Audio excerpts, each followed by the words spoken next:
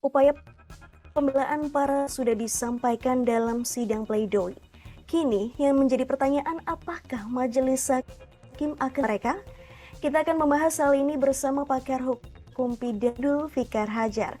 Halo, selamat siang Pak Fikar. Selamat Kabarnya siang. salam sehat? Salam sehat juga. Baik. Oke.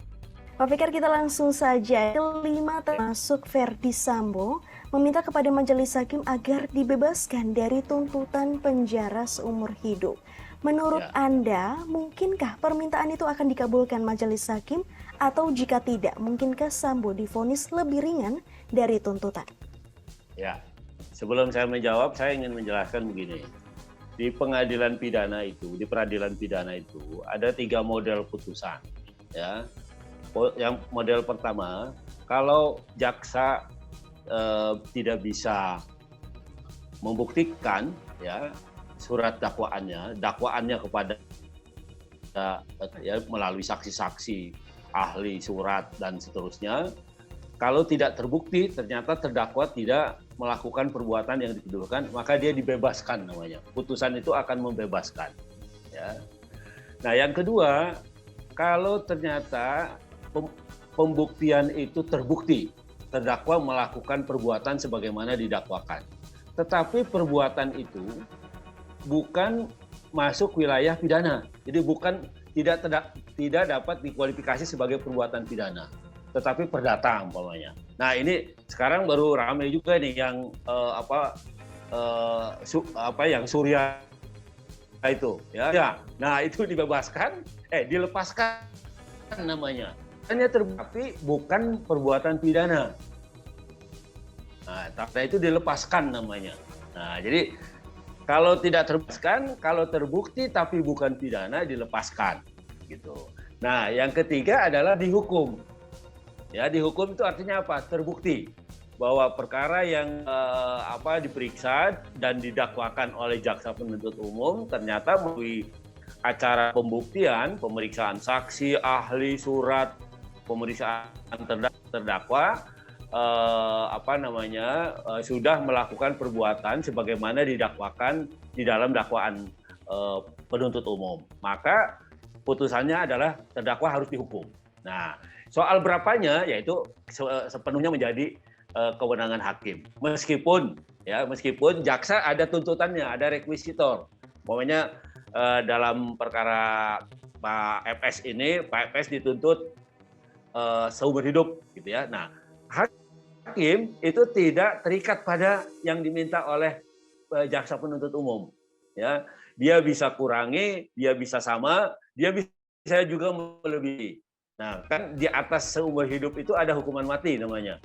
Ya, jadi sangat mungkin gitu ya, karena kewenangan dan kebebasannya, hakim bebas mempertimbangkan dan memberi putusan.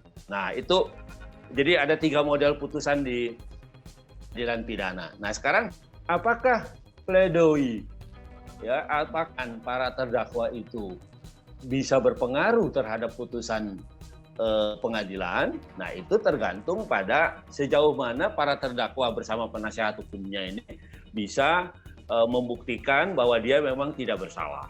Nah, akhirnya pembelaan secara material ya, pledoi secara material itu sudah dimulai sejak pendahuluan di penyidikan di kepolisian. Ya, seorang tersangka di hak penasihat hukum didampingi ketika diperiksa di penyidikan. Tersangka ketika menjawab polisi atau penyidik, dia boleh bertanya pada penasihat hukumnya. Kira-kira saya jawab atau tidak, atau jawabannya ke arah mana, itu boleh. Namanya konsul, itu dia boleh didampingi. Nah, itu sebenarnya sudah pembelaan gitu ya, sudah pledoi gitu.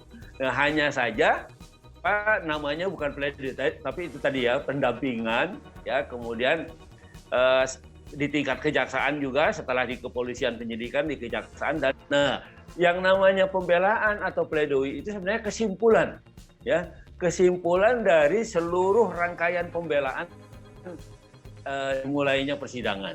Nah, karena itu ketika sidang dimulai dan sampai dengan acara pembuktian, di satu sisi jaksa berikan kewenangan untuk membuktikan dakwaannya melalui saksi-saksi, melalui keterangan terdakwa, melalui alat bukti surat, ya, terdakwa juga diberikan kesempatan, ya, meskipun sistem hukum kita bukan common law, ya, common law itu maksudnya kita, gitu ya, kita itu peninggalan Belanda, civil law,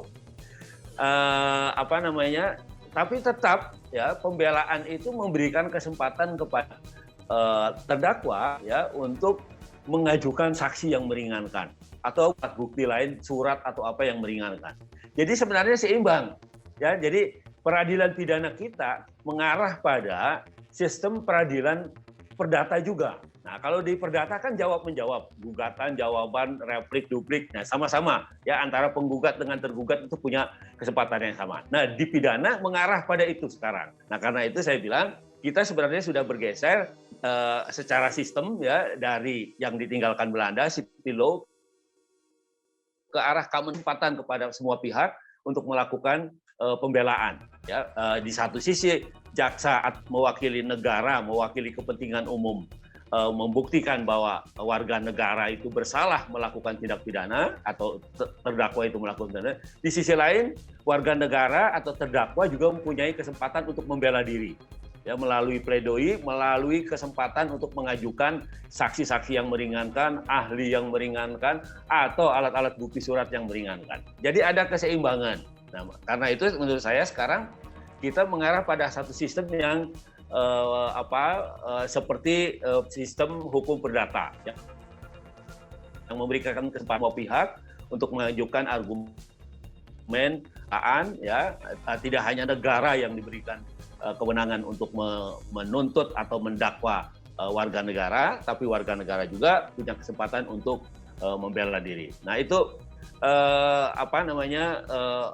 sistemnya. Nah, cuma sejauh mana pembelaan terdakwa atau pledoi terdakwa itu bisa mempengaruhi putusan hakim, ya. Nah, seperti saya katakan tadi, kalau saksi-saksi yang meringankan atau alat bukti surat yang meringankan itu bisa membuktikan bahwa terdakwa itu memang tidak bersalah, tidak melakukan perbuatan pidana sebagaimana didakwakan oleh penuntut umum, maka pledoinya itu bisa minta dibebaskan, gitu, karena dianggap tidak bersalah. Nah, demikian juga kalau terdakwa bersalah, ya, terdakwa bersalah melakukan tindak pidana itu, bukan bersalah, maksud saya terbukti melakukan perbuatan, ya, tetapi perbuatan itu bukan perbuatan pidana melainkan perdata. Nah, seperti putusannya Indosuria itu, maka terdakwanya dilepaskan. Bukan dibebaskan ya. Kalau dibebaskan itu tidak terbukti sama sekali, tapi kalau dilepaskan itu terbukti tapi bukan perbuatan pidana, yang melainkan perbuatan perdata, maka dilepaskan. Nah, contohnya itu tadi yang saya katakan seperti kasusnya Indosuria yang sekarang sedang menjadi perdebatan juga. Nah, yang ketiga, kalau sudah terbukti memang tindak pidananya ada, maka pledoi itu akan hanya bisa meminta keringanan. Nah, biasanya pledoi itu lebih banyak tinjauannya adalah sosiologis. Ya, umpamanya riwayat hidup terdakwa sejak awal, dia ceritakan semua. Dia bagaimana menempuh pendidikan, bagaimana menempuh kedinasan di satu instansi, umpamanya seperti Pak FS itu sudah 24 tahun. Nah, itu semua dibuka. Ya, maksudnya adalah untuk mempengaruhi pikiran hakim, ya, mempengaruhi supaya ketika hakim akan mempertimbangkan, memutuskan itu juga mempertimbangkan segi sosiologis. Nah, kalau yuridisnya itu urusan penasihat hukum, ya, biasanya penasihat hukum lah yang mengajukan pembelaan secara yuridis, ya, secara hukumnya, gitu. Tetapi para terdakwa ini dia akan membela diri yang lebih banyak tekanannya pada perspektif sosiologis, gitu. Jadi dia lebih banyak bercerita tentang kesulitannya, tentang perjuangannya selama hidup sampai kemudian dia didudukan menjadi terdakwa. Itu kira-kira yang upaya ya mekanisme yang diberikan oleh hukum acara pidana itu kepada terdakwa, ya, para terdakwa, ya, dalam dia kalau memang terbukti dia bisa minta keringanan, bisa minta dibebaskan kalau tidak terbukti, bisa minta dilepaskan kalau terbukti tapi bukan perkara pidana, bisa minta diringankan kalau itu pidana terbukti, minta keringanan supaya tidak bahwa dia bersalah, oke, ya, tetapi dia minta keringanan. Dalam konteks perkara Pak FS itu agak sulit, ya, minta dibebaskan itu agak sulit. Karena apa? Terbukti ada orang yang meninggal. Ya kan, ada orang yang meninggal karena tertembak gitu, itu terbukti gitu, ada peristiwanya. Nah, cuma kan siapa yang paling bertanggung jawab, sejauh mana tanggung jawabnya, nah persidangan ini ya yang sedang gitu. Ya, jadi bahwa kan perdebatannya adalah bahwa perintah hajar dengan perintah menembak. Sebenarnya kan perdebatannya itu, ya tinggal nanti hakim akan mempertimbangkannya. Nah, kalau saya sendiri berpendapat begini. Ketika meskipun perintahnya hajar, ya, tapi kemudian ada nembak, kenapa tidak dicegah gitu? Nah, fakta persidangan menurut saya tidak menggambarkan itu. Tidak ada upaya pencegahan supaya yang menembak itu jangan menembak gitu. Maksud saya bukan menembak tapi menghajar. Tidak ada itu fakta persidangan seperti itu. Nah, jadi nanti terserah hakim mempertimbangkan itu apakah kata-kata menghajar itu juga di dalamnya ada perintah menembak karena membiarkan orang menembak gitu ya. Nah, apakah memang hakim umpamanya akan berpegang pada kata-kata hajar itu saja sehingga tanggung jawab FS itu berkurang berpindah pada orang yang melakukan penembakan. Tapi saya kira juga itu agak sulit ya, karena apa? Karena itu tadi yang saya katakan, ada pola relasi yang tidak seimbang antara FS dengan anak buahnya. Yang satu jenderal, yang satu ya prajurit, ya prajurit yang paling bawah. Nah, karena itu ketika mereka bergaul, maka setiap kata yang muncul dari sang jenderal itu bisa menjadi perintah. Nah, iya kan? Nah, bisa menjadi perintah. Nah, karena itu kemudian itu dianggap perintah. Nah, perintah hajar itu ya diterjemahkan umpamanya tembak, ya seharusnya kalau memang bukan menembak, ada upaya pencegahan dari Pak FS umpamanya dalam kasus ini. Begitu, Mbak. Baik, Pak Fikar tadi sempat singgung soal di mana Sambo ini dalam pledoinya berusaha untuk memengaruhi nantinya hakim akan memutuskan apa di akhir. Nah, kemarin memang sempat kita lihat juga dalam pledoinya ini Sambo bersikukuh bahwa pembunuhan bukan direncanakan. Nah, menurut Anda, ya, apakah dengan fakta persidangan yang sudah berlangsung selama berbulan-bulan ini, Pak Fikar? Oke, nah orang lupa ya, atau mungkin Pak Sambo itu lupa, Pak terdakwa itu lupa bahwa jeda waktu sedikit apapun ya, kalau ada niat dengan pelaksanaan itu udah perencanaan ya. Dengan ada saksi sama disuruh nembak itu siapa namanya? Rijal yang menolak gitu ya. Kemudian dia menyuruh yang lain, dalam hal ini umpamanya Elijah itu. Nah, itu udah membuktikan memang ada rencana menembak gitu. Ya, ada rencana membunuh. Karena sejak sudah diberikan kepada yang itu kemudian menolak gitu ya, tidak mau, saya tidak kuat atau apapun alasannya gitu ya. Kemudian disuruhlah yang lain. Nah, artinya memang niatnya dan rencananya sudah ada. Walaupun saya agak sulit ya.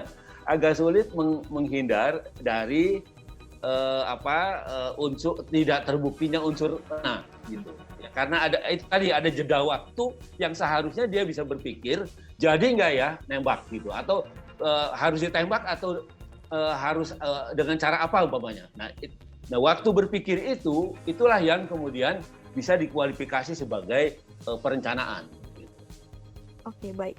Pak Fikar tadi sempat juga singgung di awal bahwa ada case perdata begitu yang memang terdakwanya bebas begitu tadi Indosuria ya disebutkan ya. Tapi saya ingin bahas begitu, kalau di Indonesia sebelumnya adakah kasus pembunuhan berencana yang terdakwanya divonis bebas atau mungkin lebih ringan dari hukuman maksimal yaitu penjara seumur hidup atau pidana mati, Pak Fikar? Ya, ada. Itu tadi yang saya bilang.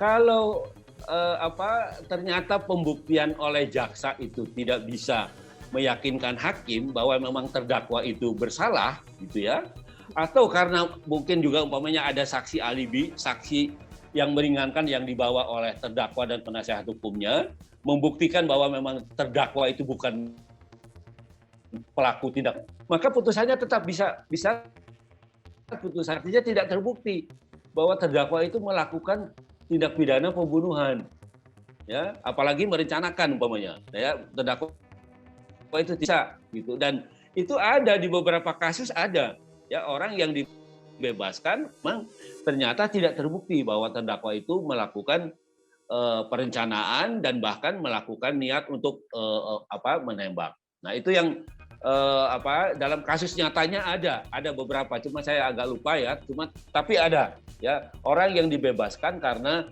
dituduh membunuh, tetapi ternyata pembuktiannya tidak mengarah pada tidak pada terdakwa itu bahwa dia membunuh.